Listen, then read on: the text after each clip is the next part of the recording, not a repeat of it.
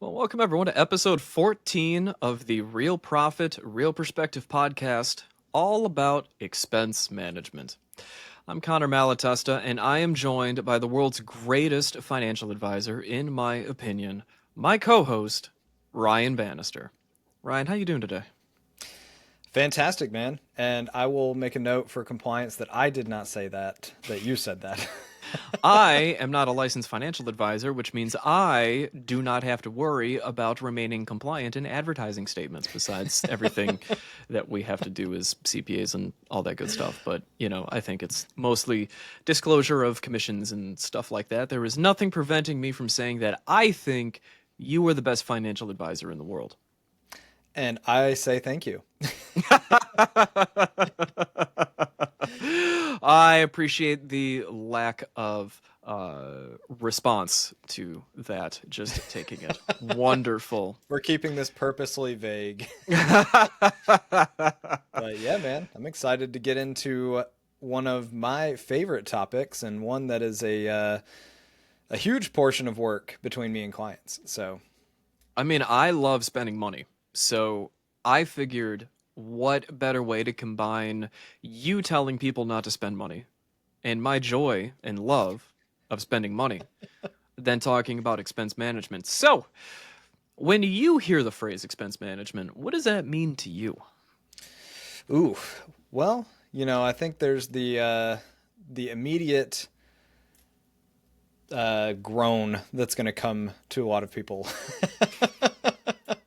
Besides the normal one when the accountants start talking. Yeah, right.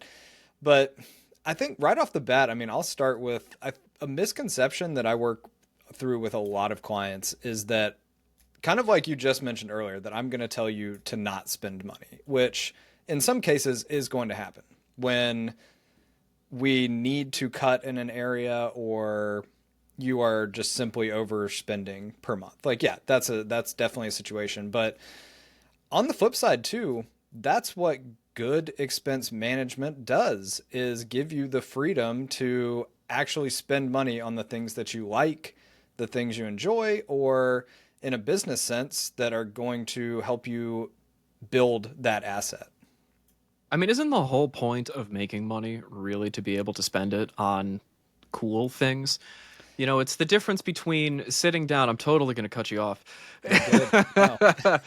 It's when somebody comes to you and says, I can't keep any money in the bank account. And you sit there and go over their expenses and you go, yo, you're spending $3,500 a month on aquariums and exotic fish. You might want to stop that so that we aren't bleeding money. And then you put together that kind of financial plan and you go, now we have room in the budget to spend $3,500 a month on aquariums and exotic fish, but we still have another $2,000 left over and you're doing great. And now you can have all of the probably banned by international treaty fish that you are absolutely smuggling into the country in Right. those large exotic aquariums that you want, because now you have the money for it. You're exactly right. And it's all relative, I think we even talked a bit about it in the cash flow episode a couple episodes ago, and just keeping that in mind, where you give yourself like I said, I'm probably going to say this 10 times in this episode, but giving yourself the ability to do that, right? Like $3,500 a month on aquariums and exotic fish could be a lot, but hey, if you're making $35,000 a month gross, then who am I? Who am I to tell you? Sometimes we do have, as the professionals, ability to say, that is an unusual amount to spend each month on aquariums and exotic fish, but just letting you know that you are an outlier and you will make your way into our podcast when we talk about strange spending habits. Now, I'm pretty certain this is where, for your disclosure purposes, we do have to state that we are making this up and that is not based on an actual client. Look, you're already getting the hang of this compliance thing. I thought the whole point of compliance was to basically preface everything with, I'm not licensed, or if I am, I don't mean this seriously. Everything I say is a lie, except for the things that are true. Down to a sentence. Yep. And if you're the SEC listening to this, go away. There are more important things to worry about than our silly little podcast. I think a big part of expense management is, nobody enjoys living like a pauper. How many people will go and put away a ton of money and not spend on anything fun and then wonder why they're depressed. And it's not Yeah. just about don't spend the money, but it is also about don't spend too much of the money. Like most things, everything in moderation, including moderation. So, when I work with businesses, at least one of the things I always look at is, all right, what's the bare minimum we got to spend each month? And I'm pretty certain I said this exact line of words in the cash flow forecasting. But what is the, base amount that you have to spend each month to keep existing? That usually gives, a pretty decent starting point for, all right, what can we manage versus, what we can't. So when it comes to helping people manage their expenses, what's kind of some of your general advice? And let's see if we can not just repeat ourselves from the cash flow forecasting episode. As I sit here and go, I'm pretty certain parts of this are going to turn into a rerun, but repetition is how things stick. So, what is some of your advice to people if they are having troubles managing their expenses? I'm going to start by clarifying that at first too, I think, with cash flow forecasting versus managing your expenses. The difference in my head is that forecasting your cash flow for me is going to look at a classic example is retirement, like the next 30 years from when you retire. How are you going to spend your nest egg and make sure priority one, you don't run out of money before you die, which is a terrible problem to have.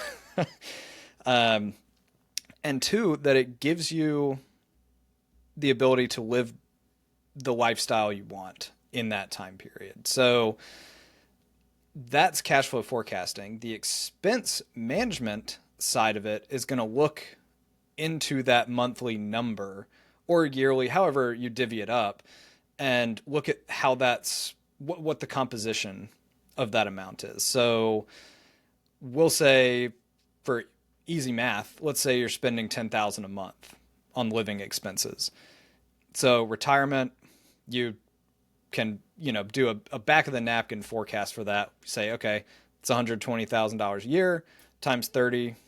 That's whatever that is. 3.6 million at that I point. I love your approach to mathematics to line up the equation and then prevent yourself from possibly being incorrect by just saying, "Hey, and then whatever the answer is, that's what we got going That's on." whatever that is. Truly, you are a financial advisor for the ages. Being a CPA does not mean I am a head math wizard over here.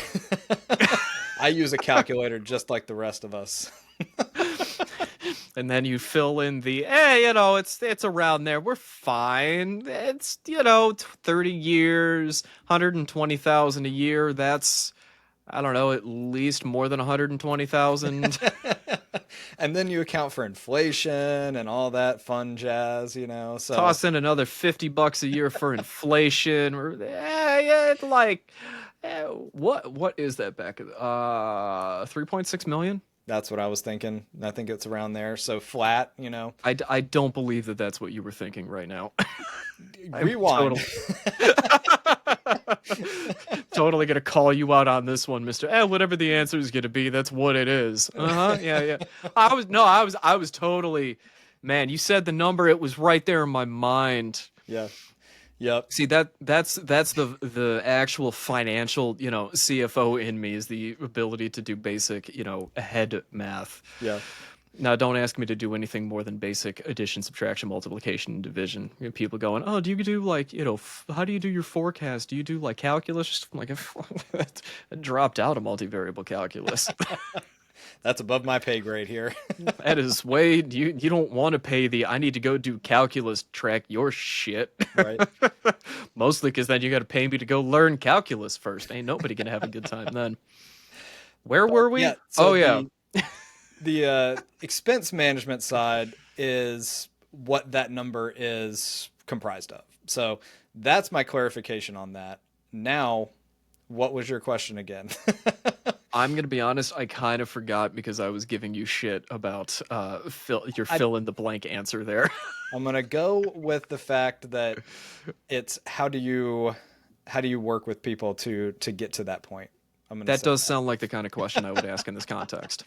So, kind of like you described with businesses, it's just like a bunch of other things we've talked about. Funny enough, it's really similar on the personal side. Like when I first start working with a client, our first meeting is, I call it get organized time. And that's where we lay out all of this information. We figure out what you're spending money on every month.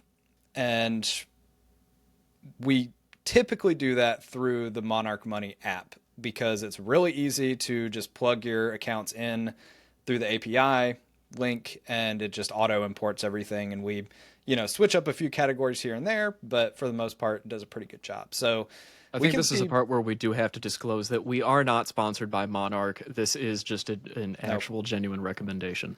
it is. It 100% is. Yeah. So We should see about getting a sponsorship. Yo, you guys got such a good product. You should pay us to talk about the thing that we're already recommending to clients. right? Yeah, I legitimately use this with clients without being compensated. In fact, I cover the subscription for clients, so that's like $9 a month out of my pocket for each client. Man, you were dealing with some serious dollars here. Dude, expense management. Gotta Gotta wrap everything up into that monthly fee so that the client only has to pay one thing and they don't know anything else going on. It's exactly. great. Yeah, we provide the tools. So yeah, and that gets you right off the bat at least a ballpark answer of what does your spending look like, and from there we can figure out the levers to pull. I mean, every month there's going to be your mortgage or your rent, and you ain't going to change that aside from unless you have the ability to decrease your own property taxes or or something like that. So you're going to be stuck with that same payment, same thing for utilities, internet, blah blah blah from there. So all the fixed things, we take that as your baseline. We know we're going to count on that every month. Then we start adding in your goals and expenses like that. So if you want to travel to different places this year, we go ahead and plan for that. We look at all the variable things like that we can include. And eventually we get to the top line expense number. Hopefully that's less than what you're making in income every month, because that's going to be starting point number one.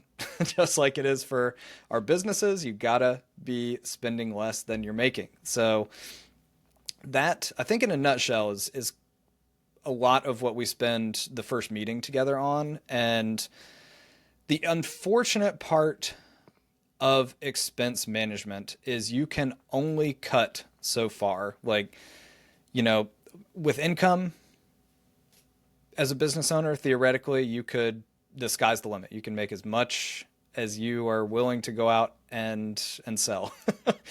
The expense side, like we said with the fixed things, I mean, there's only so much you can cut. So at some point, you have to change something. So I think in a nutshell, that's kind of how we go about it.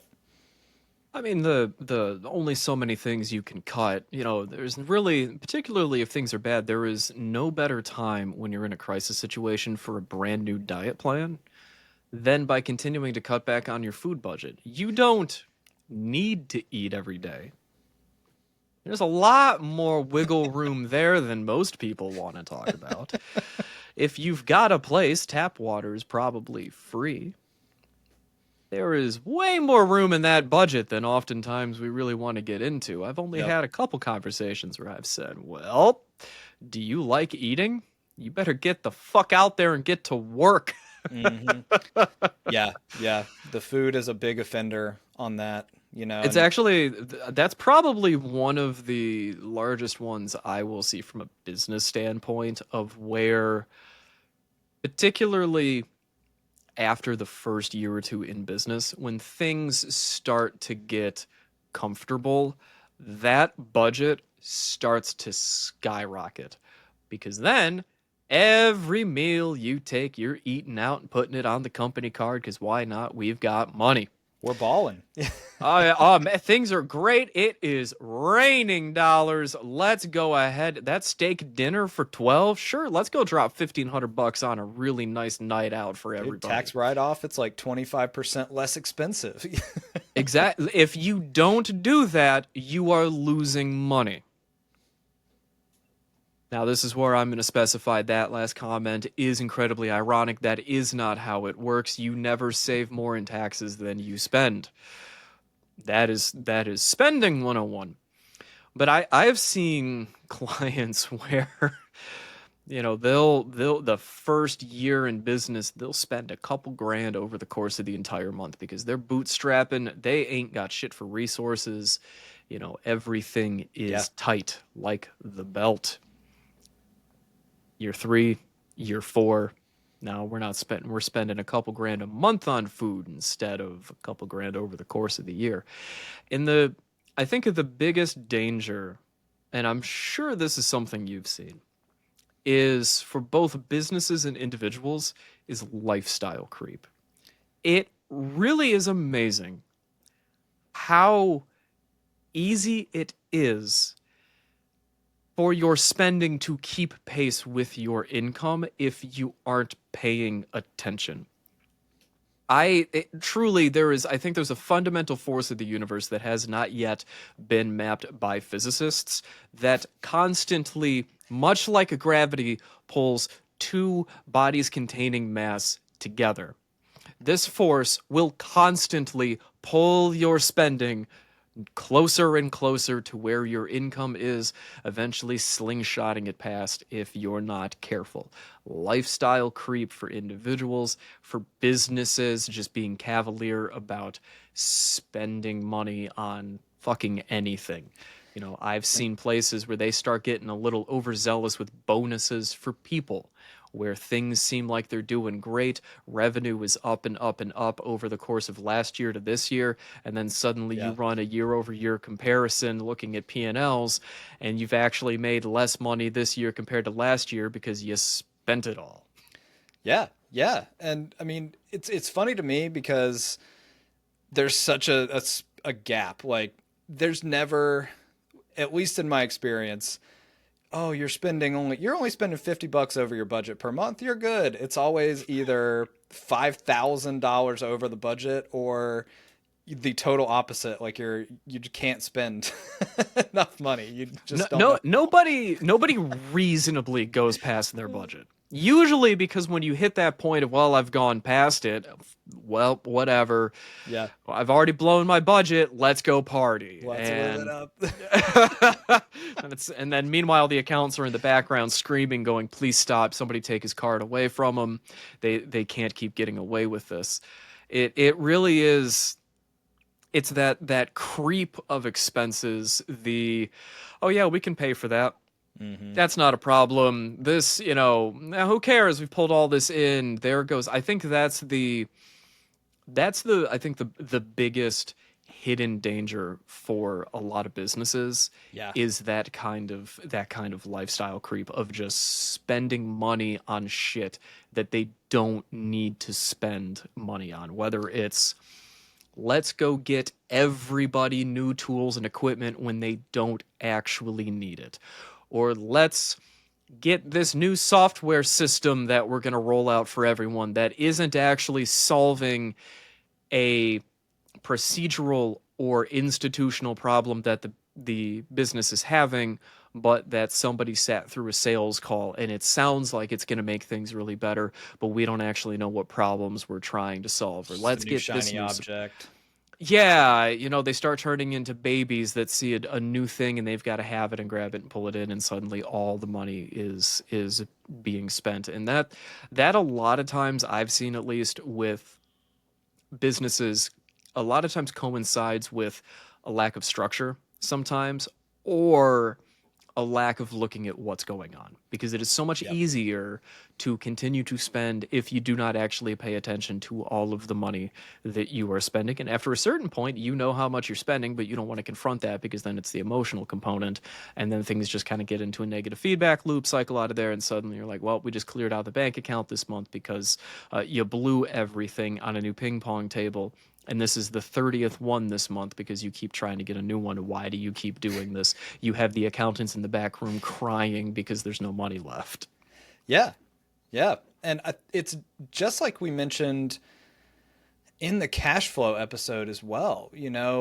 You can't just look, it's the mindset jump from I've got cash in the bank, I'm good, to actually looking at your information that you have, the numbers to show you, like, especially with a forecast, hey, we've got this, the insurance payments coming due again, and that's like a $10,000 bill in 2 months. So Hmm. maybe we don't need to buy all staff new computers this month. Maybe just the ones that are, constantly blue screening and actually causing interruptions to operations. And then let's go ahead and just get the good ones that are going to last a while so we don't run into continuous problems. It's also one of those where you have to be realistic about how things are going to go. Because I'm sure you've seen this with individuals. One thing people are really good at doing is spending the money before they receive it. Oh Somebody Lord, signs a we all do it. You're getting a bonus. You signed that large contract. You're sitting there going, I got a pile of work. You go, I'm going to bill out $60,000 a month for the next 3 months. We're going to be rolling in money. Let's go ahead and party like it's 1999, baby. And then something happens that gets in the way of you being able to actually do the work on time, or the bonus doesn't come in, and you have spent money that you didn't even receive, and now you are in trouble. I've seen that time and Yeah, time again. 100%. It because that it feels, I mean, it feels good. I think expense management has a larger tie back to the previous episode we did kind of on emotional control with spending. That this is another kind of revisiting that idea, and I think bluntly reiterating that for everybody that's listening is that a good portion of this is once you've identified what your basic living expenses are for either the business or you individually, usually the thing that's going to make or break a budget that you're trying to hold to is going to be your emotional response to the things that are happening. And as soon as you start either doing shopping therapy, you got shopping therapy or whatever, there is no better dopamine hit than spending money. Oh We've yeah. all been there. And that's what popped into my head when you mentioned that as well, is discipline. And it's just, there's a ton of examples we could allude to, but I think it's like a diet is the first one that comes to mind. I mean, you can do a strict diet for 3 months. You could do something like that. But I think the biggest reason that people break their diets is because they're too deprived of certain things. Like, you have to have the wiggle room in there for the things that like actually bring you joy, right? Yeah, So if you try to go, Tibetan monk with the level of austerity that you're planning on living in, eventually you're going to go, this sucks. I don't want to do this anymore. I want to go out and have fun or actually spend some of this money or take some time off or enjoy a nice meal. And then you break and then you start spending more because now it's the almost the emotional rebound yeah, component, and it's kind of keeping that in check with making sure that your spending doesn't creep up or you get new things just because you've got the money available is kind of I mean that is the two core foundational things of it. I think expense management really just turns into a game of not letting those costs constantly increase, constantly bring on new things, constantly, allow your lifestyle to creep up to the amount of income you've got coming in. Yeah, I think I remember at some point within the last year or two, it started talking about something where there was a shockingly high percentage of six-figure income earners that were living paycheck to paycheck. yeah. It's I forget the exact percentage, but it's ridiculous. Quite honestly, like, People always want to make it to six figures and get to that point, but a lot of the time you're still in the exact same position that you were in your entry level job. Like you're just living paycheck to paycheck because you don't change the things you have to or keep things in check, right? Like the lifestyle creep is so real. It's so real. Weirdly enough, the larger the income, in a way, the harder it can be at times to get a handle on things. If you've got 600 bucks a month in income and you're spending $600 a month living paycheck to paycheck, let's go, real austere here. There's only so much you can do with $600, and you're probably going to know everywhere that is going.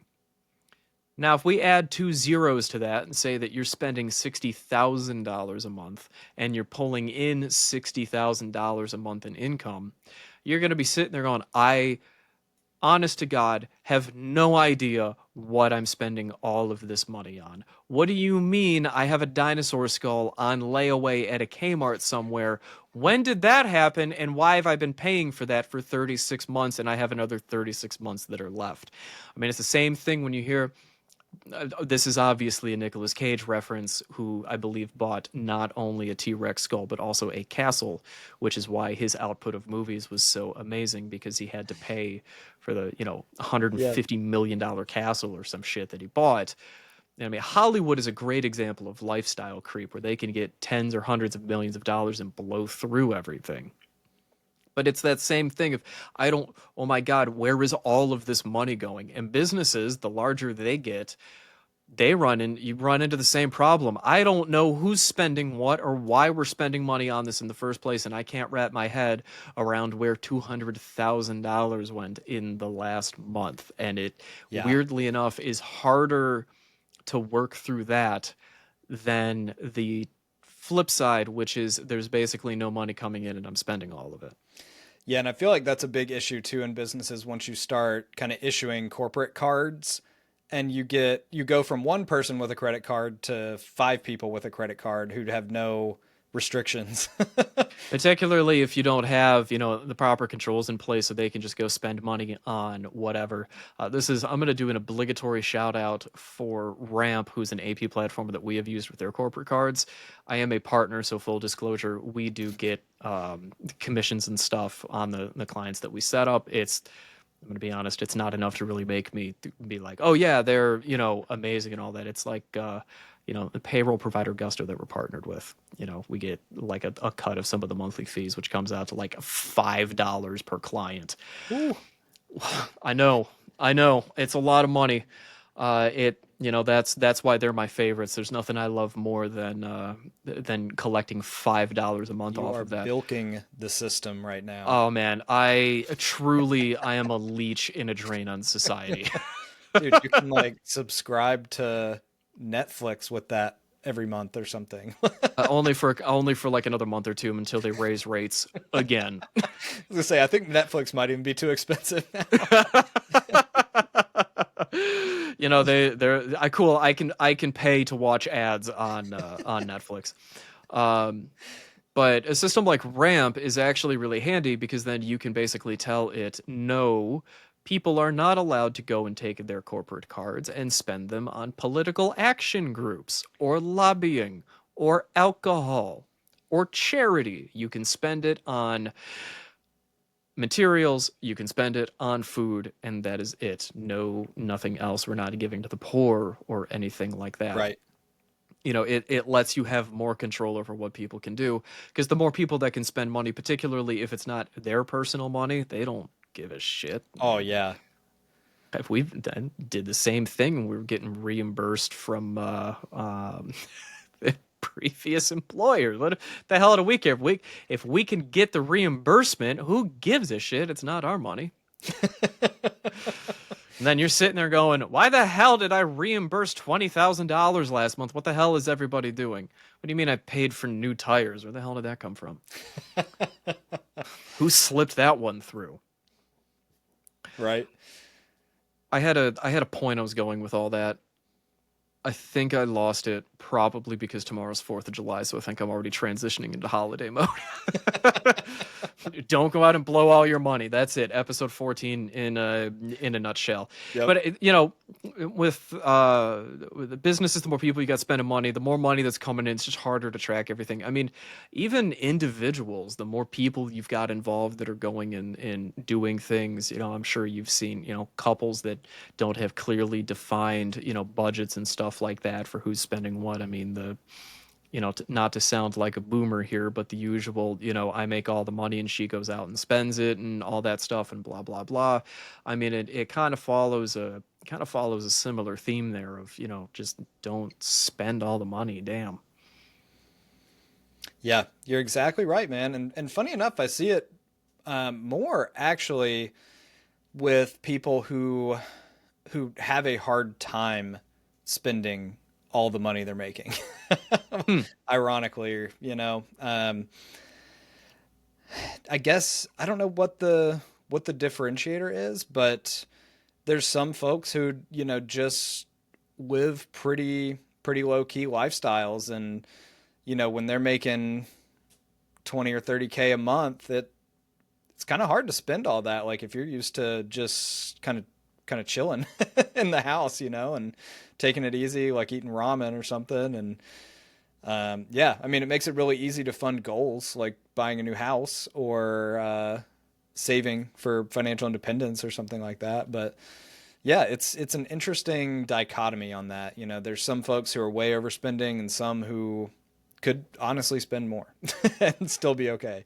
So, in your opinion, which ones have more of a tendency over the long run to have things get out of hand? Have you noticed a tendency for those that are used to living very austere lives to suddenly they have all these funds to basically not know how to handle their spending? Or do you notice those that have a tendency to start at a position of I was spending everything to, they're more apt to relapse? Definitely the second one. Definitely the second one where, once you kind of let the cat out of the bag, it's really hard to go back when you're used to, and when you're used to spending that much, but also like you mentioned earlier, you don't honestly know where it's all going and that you do it until you look back with me and we say, oh, okay, this is where we need to drastically cut, or this is where you need to allocate some more. And generally it's a lot of the uh disposable items, I guess, or like the more fun things like going out to eat or subscriptions, or funny enough, like trading cards for some of my clients. And the more I wonder if I know who you're referring to here. there's a few. Is Funny that enough. is that the one where you start to somebody says, yeah, in my off time I like to play Magic the Gathering, and you have alarm bells going off in your head going, oh my god, no, no, no, don't, you're gonna spend all your money. You're not rich enough to be a competitive Magic the Gathering player. Or a collector at the Oh at this point, god, that'd be even worse. right? Prices on some of those cards or getting into some of that collectible stuff. You'd be like, oh, I'm thinking of getting some of the retro games. Like, all right, just go outside and burn your money. You are not in the correct socioeconomic class to really get away with No, that. you got to shell out for some of that stuff, man. That and that and bourbon. There's some bourbon that's getting expensive out there. It's an expensive habit. I, ooh, it's classy if I collect bourbon. When I do it, I'm just an alcoholic. Remember, if you have enough, you're not an alcoholic, you're a collector, and that's classy. If it's on trend, you're cool. You're good.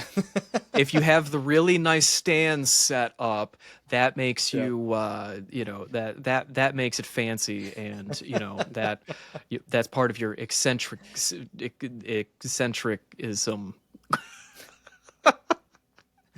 Meanwhile, if you have them all stashed in the closet, you're just a raging functional alcoholic. Remember, the difference between alcoholism and being a connoisseur is presentation.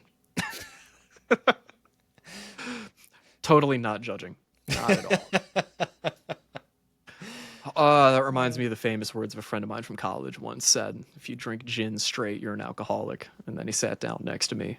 I said, hey, what are you drinking? He went, shut up. Anyway, where was I going with that? Don't invest in bourbon. You're going to lose all your money. You will literally drink Don't it away. literally drink it away. Don't get involved in financially dangerous habits like Magic the Gathering or Warhammer 40K because you will blow all of your money.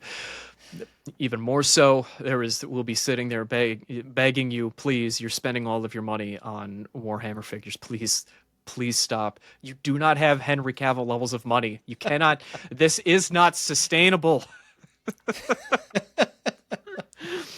The Emperor will not protect you from everything you are spending money on. Oh man, if anyone is not familiar with Warhammer, they're going to wonder what the fuck we are talking about. For those of you normal, well-adjusted people that aren't familiar with Warhammer, whatever, we're accountants, we're nerds. Save yourself. Don't look it up and go, oh, that seems interesting. Don't. It's a slippery slope to debt. You'll be maxing out your credit cards and planning to leave the country and taking your collection with you. Watch out for expensive habits. Watch out for expensive situations. Don't get a pot of money. And I think this is just getting into personal finance, but hey, it's all variations of expense management. Don't start reading Reddit and think that because you got a bit of a pot of money that you're ready to go become a day trader. Mm-hmm. Because you won't. There's easier ways to lose all of your money than gambling in the stock market. Much more fun too. I mean, look, trading stock options is exhilarating in the same way that being a junkie or a degenerate gambler is also exhilarating. I can tell I'm on holiday mode. This is a little more unhinged than previously, but whatever. Long story short, don't spend all your fucking money, and if you're not sure what to do, call up Ryan and be like, hey, I don't know where all my money's going. And then he'll get you set up with Monarch that he'll pay for, and he'll tell you what to do, and everything will be great. And It's then a pretty sweet perk. all you got to do is just listen to what he tells you, and you'll have more money getting saved than you've ever had before. That's the goal. That's the goal, man. That's what you're there to do. I usually just sit there and go, oof, you guys need to stop spending money. Get out there and sell. You want to spend money, you got to pull in the money to spend. Get the fuck out there and pull in more work. Mm-hmm. I don't have a closing anything for this one. I'm gonna punt this one to you. Now, yeah, I think this was a good one, like to relate from also in our Control the Controllable episode too. It brings me back to that one. Because you do have a lot of control over the expense side of things to a certain extent, but much more than you do on the income side at first. So, when we're working to triage things, that's the first area where we're generally going to look, which, why we take care of it in the first meeting with me and clients. So it's a big one, but, think about that. Like, I think the big differentiator, like we said earlier, expenses, you got to look at that from sort of the timestamp perspective. Like, this is what you're doing now, cash flow forecasting. This is what we're doing with this for the next 6 months, the next year, and next 30 years, So yeah, I think you've definitely hit there. And the idea, the cash flow forecasting can sometimes be longer term in terms of general trends of what's going to happen over the next 6 months, a year, 2 years, 3 years, 5 years, all the way out to, your 30-year plan there for retirement planning. I think expense management is inherently short term. It's looking at the now, the next week, the week after, your behavior now. It is fundamentally a much shorter time frame that you're looking at than trying to predict, well, what will expenses look like in, 2 or 3 years. The real key to management is in the day-to-day.